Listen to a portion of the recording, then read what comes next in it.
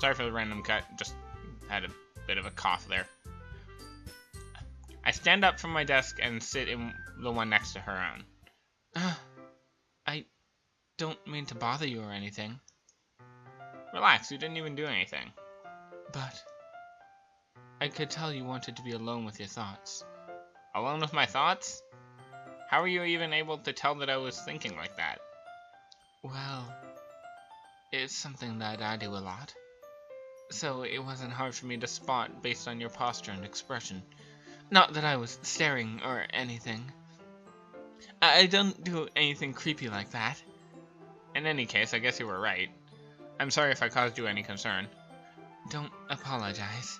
Your troubles are only the concern of those who are willing to share in that concern. Of course, there are certainly those who find the most comfort in keeping to themselves, but if you prefer to share what's on your mind, then I would be glad to listen.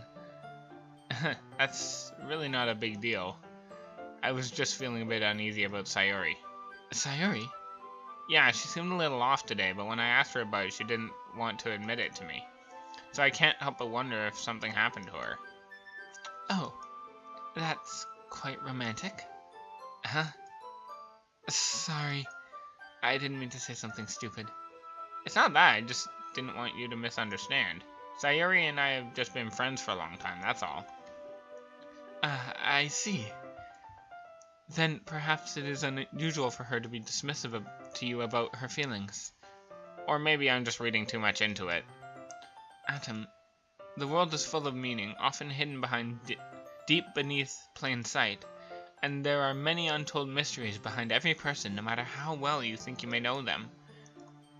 So you think that there might be something behind it after all? I think that Sayori is a very complex person. Her mannerisms on the outside don't always match what may be going on inside her head. And she may not always know what she wants. I noticed her strange behavior today, too. I also feel some concern for her. But in your case, it looked like she was fully occupying your thoughts, wasn't she? Well, I guess that was the case. Sayori, she really means a lot to you, doesn't she? I guess. But you don't need to put it that way. We're just good friends, that's it. That's all. Yuri suddenly looks deeply into my eyes. Her expression is gentle and as if searching for something. Embarrassed, I avert my gaze. Sometimes, a person's mysteries are untold even to themselves. And you, so someone honest and caring, may uncover feelings you weren't always aware were in you. That's it. I think that she would be a very fortunate person to have you feel that way about her. Yuri, you're giving me too much credit. I'm a pretty simple guy, so I think I'm pretty good at understanding my own feelings. I'm not nearly as sophisticated as you. That's not a compliment, is it? Yeah, it is what it is. Anyway, as long as you're here, why don't we do some reading? Well, as long as you're okay with it. Yeah. It should take my mind off this whole thing anyway. Why don't we go ahead and get started? Yes, let's.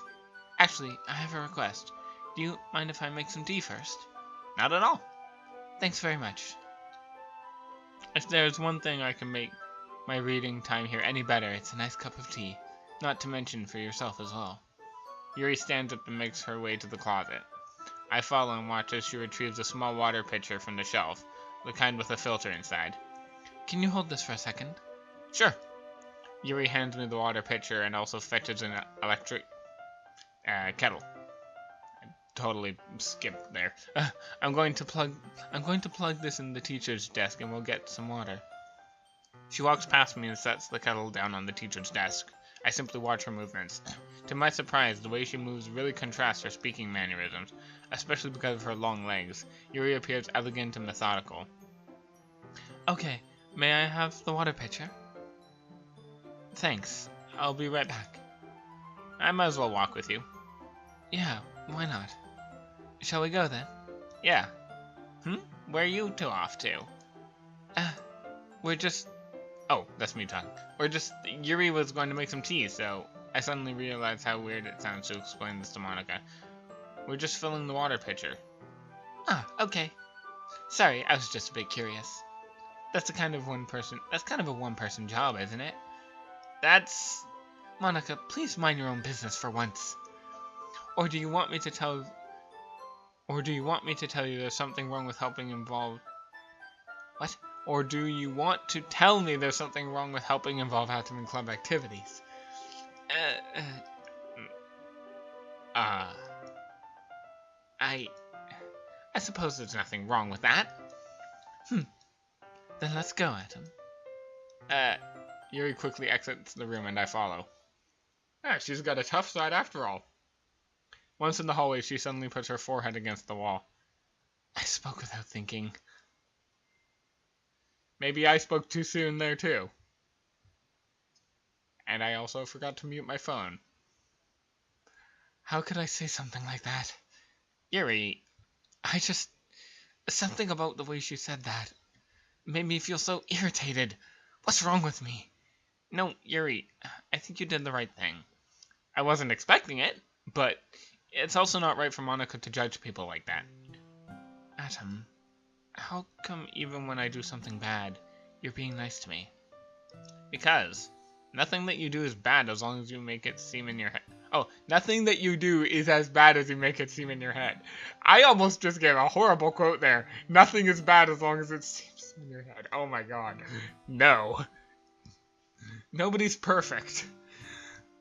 We have emotions and we can't always hide them away. But you always amplify things in your head. Your mind turns a light rain shower into a hurricane. No. Wouldn't you hate me for something as terrible as that? Why would I hate you?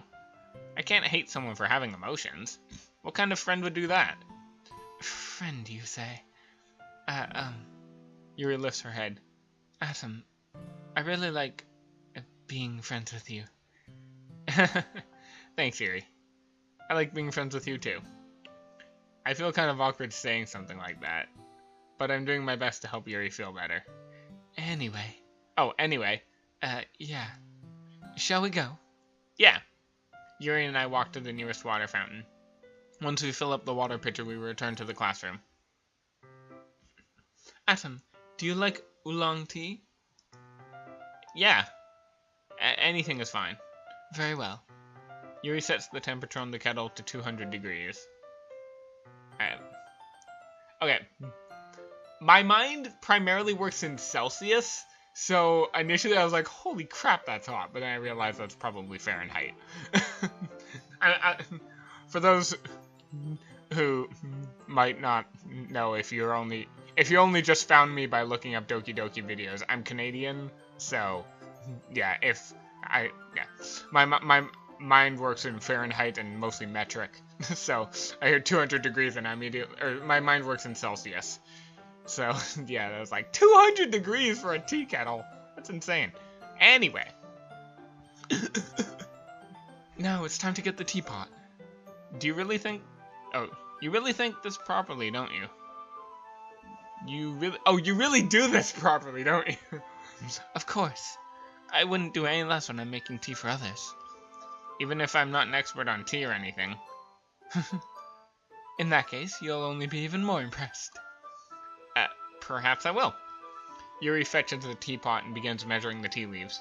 To my surprise, she even starts humming a little to herself. You must be in a good mood now. Is that so? I was letting it show. And you noticed. I was doing a bit of thinking. And I decided that I would try expressing myself a little bit more. And turns out it's not very hard for me to do. When it's you around, anyway. That's great, Yuri. Don't push yourself too much. You're always worrying about me, Atom. It's very endearing. Yuri wasn't kidding. I don't even know if I can keep up with this. I watch Yuri pour a cup of tea for each of us. Atom, I have another request. Do you mind if we sit on the floor today? Why's that? It's a little bit easier on my back. I can read with my back against the wall rather than bending over at my desk. Oh, sorry, I didn't realize. No worries. I just have back pain fairly regularly, so I do my best to manage it.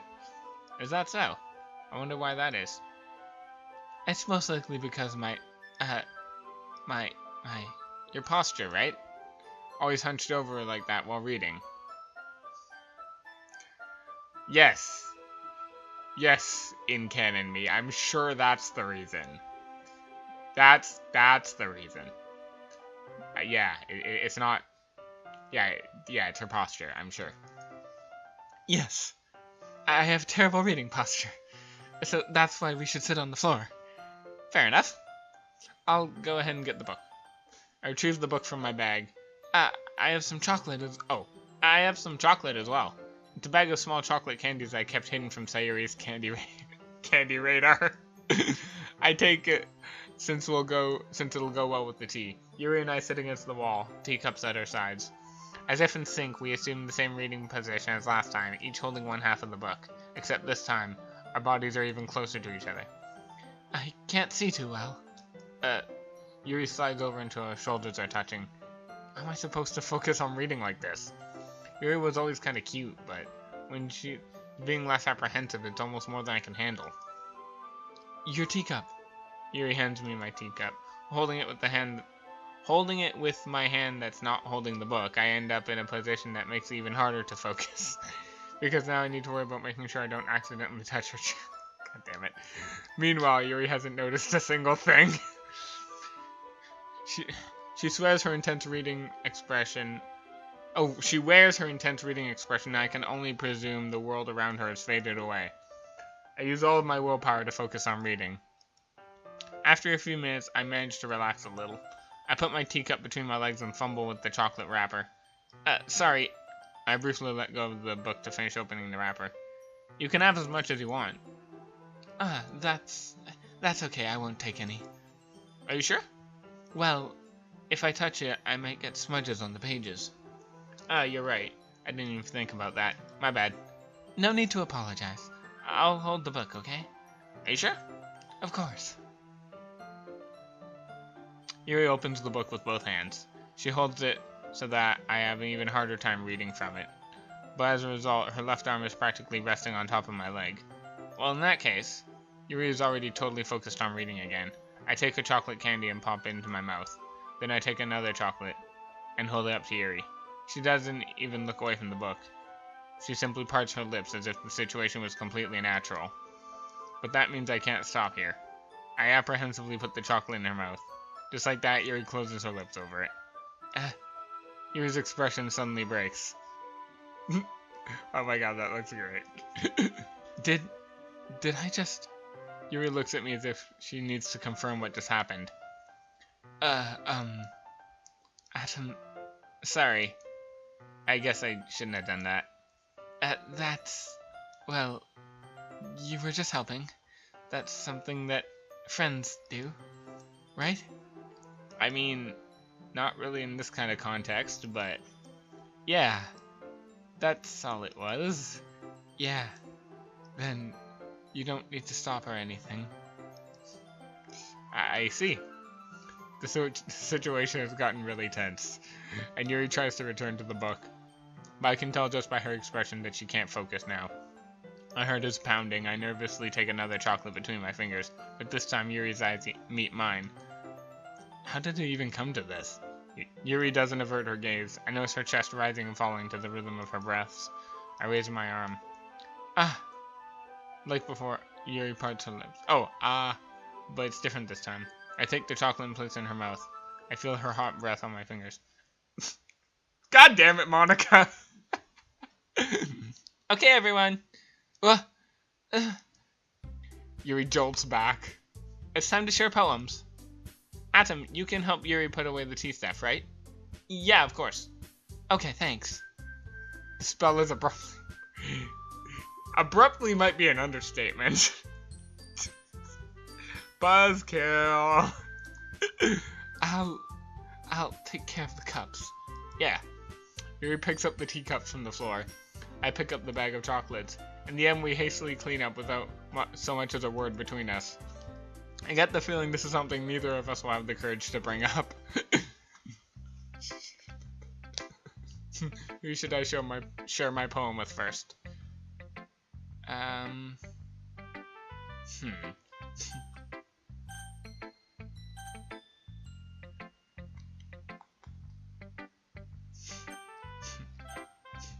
I mean, it was mainly geared toward Yuri, so I'm gonna start with Yuri.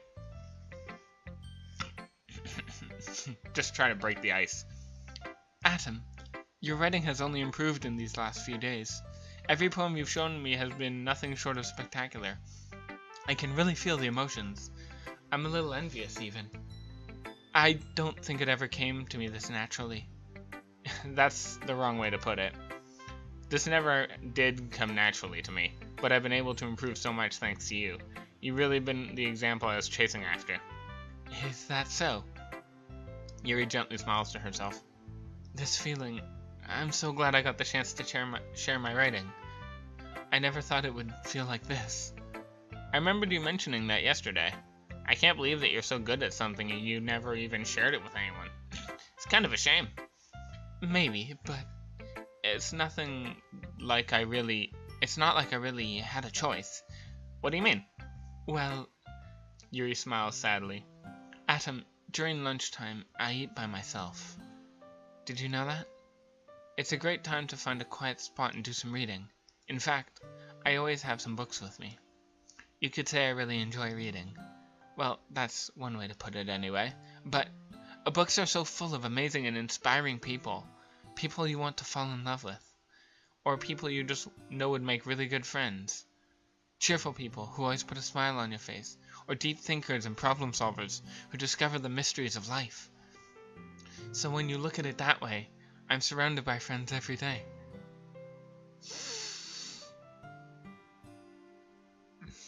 I'm really not sure how to respond to that. You know? And those friends don't laugh at me. They don't tease me for spacing out all the time. They don't make fun of my body type. And they don't hate me for acting like a know-it-all. People say that about you? I'm not a know-it-all.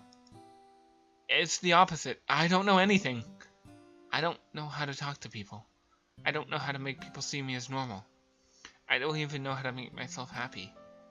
I have all these feelings, and all I can do with them is read and write.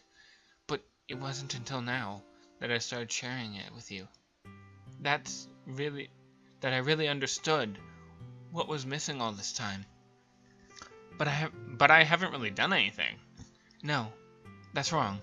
You've been patient and respectful. That's really important to me. I know I'm a difficult person, Atom. I speak too slowly. I second guess myself all the time. I read too deeply into things. But every time, you've always treated me like anyone else. It's so rare that I feel comfortable with myself when I talk to others.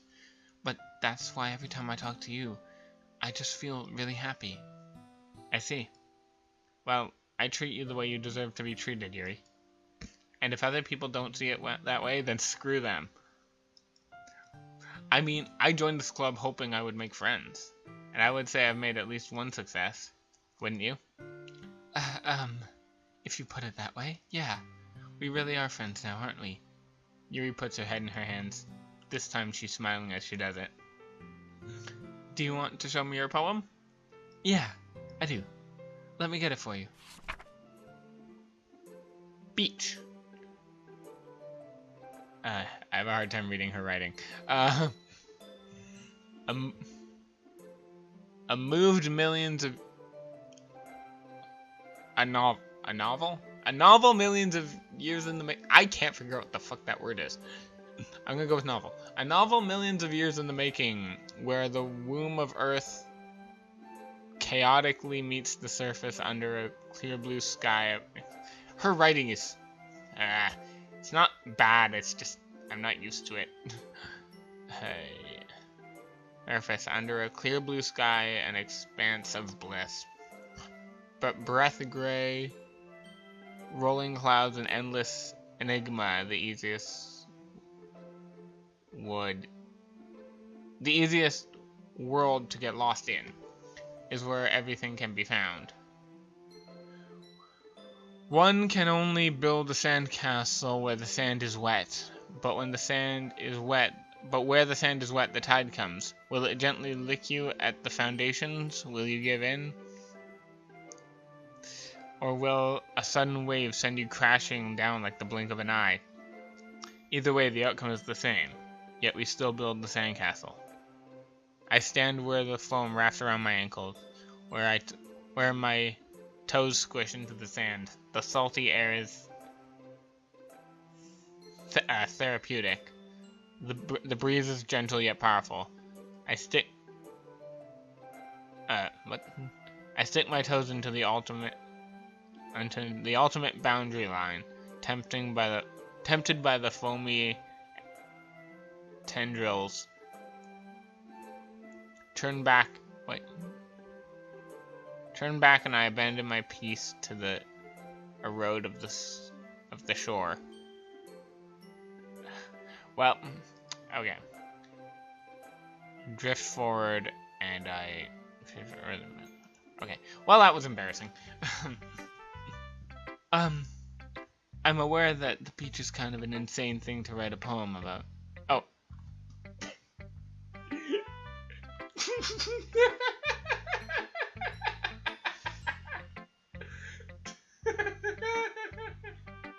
Oh my god, of all the words to screw up there.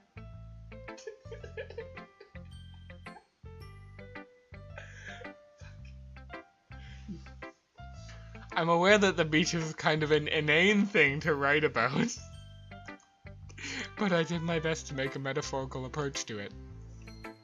You say that like you didn't even want to write about it. Oh, you haven't heard? After yesterday, Natsuki and I, well, it was amusing that we both wrote about something similar in such different ways. So Natsuki wanted us to write about the same topic as each other again. I suppose to better compare the differences in our writing styles or thought processes. Anyway, it was her idea.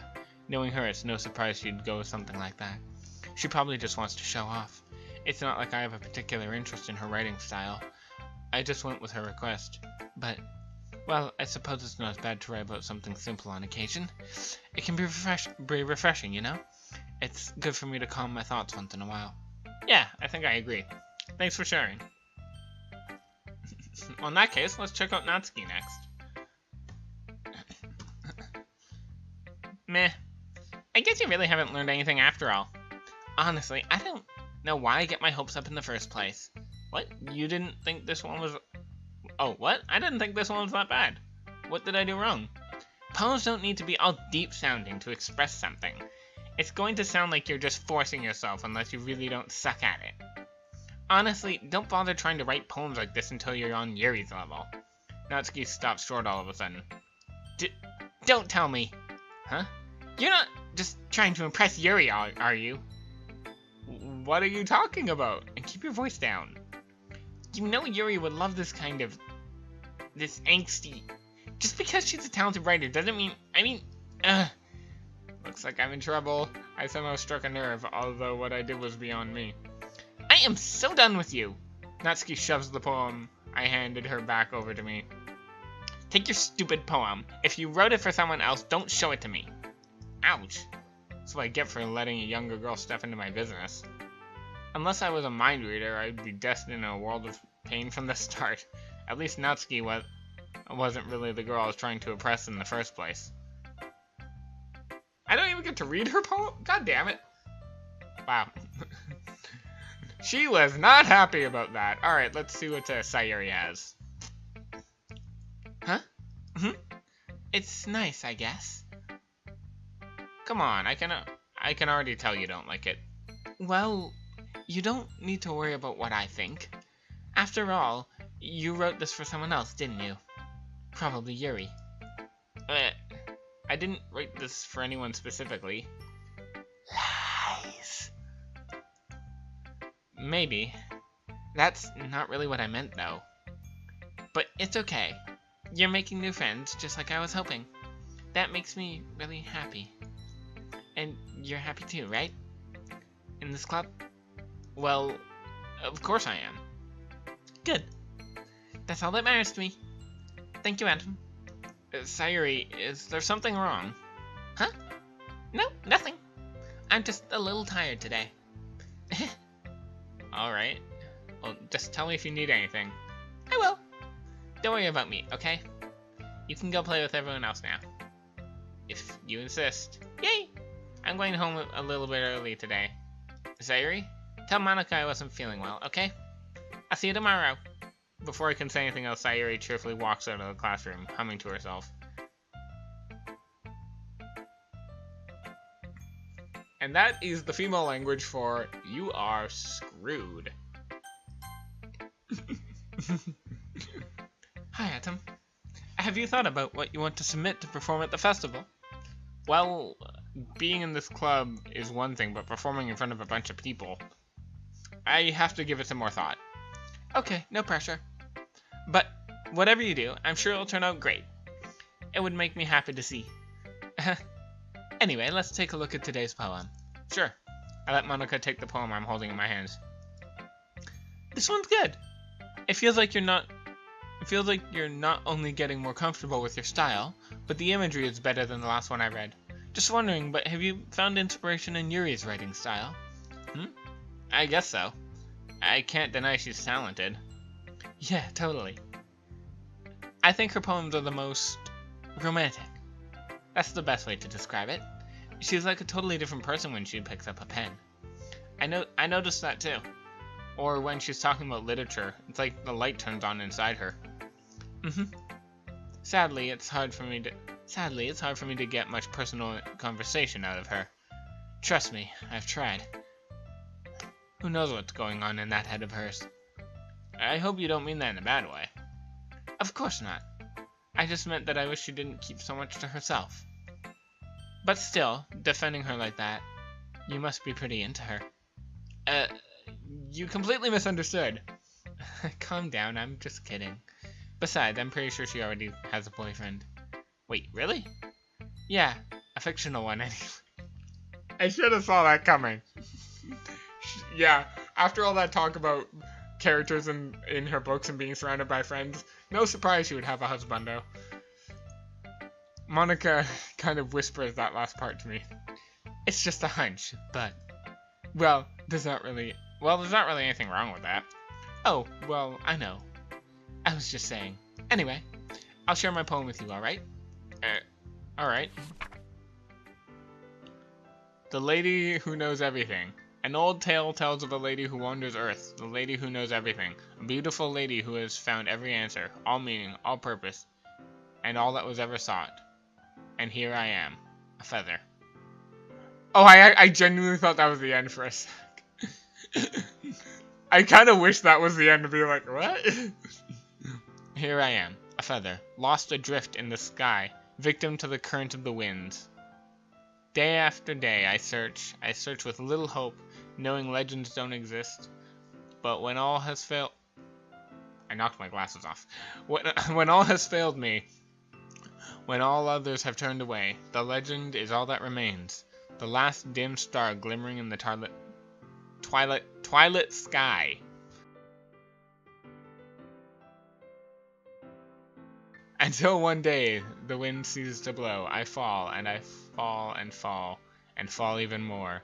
Gentle as a feather, a dry quill, expressionless. But a hand catches me between the thumb and forefinger, the hand of a beautiful lady. I look at her in the eye, and find no end to her gaze.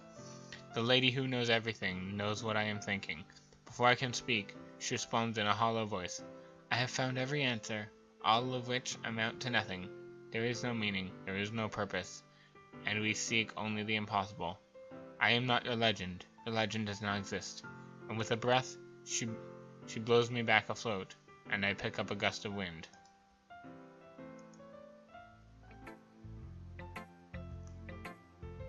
You know, I feel like learning and looking for answers is the sort of thing that gives life meaning.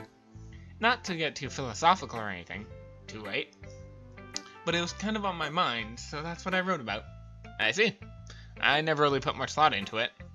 In a way, it's almost paradoxical, because if you had all the answers, wouldn't the world start to lose its meaning? You know, there's one thing I noticed. It seems like everyone in the clubs prefers writing about things that are more sad than happy. Are you surprised? I mean, if everyone was okay, we wouldn't really we wouldn't really have anything to write about, would we? Humans aren't two-dimensional creatures. I think you know that better than anyone. You mean one-dimensional? Yeah, that's it. I think that might have been a stab at the fact that this game's a visual novel, but I'm not sure. Anyway, here's Monica's writing tip of the day. Are you ever too shy to share your feelings because you're afraid that's not good?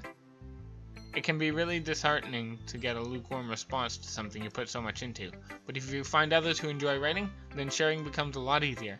Because instead of just telling that your writing is good or okay or bad, they want to focus more on everything that went into it, and the things you can work on. It's much more encouraging that way, and it'll make you want to continue improving.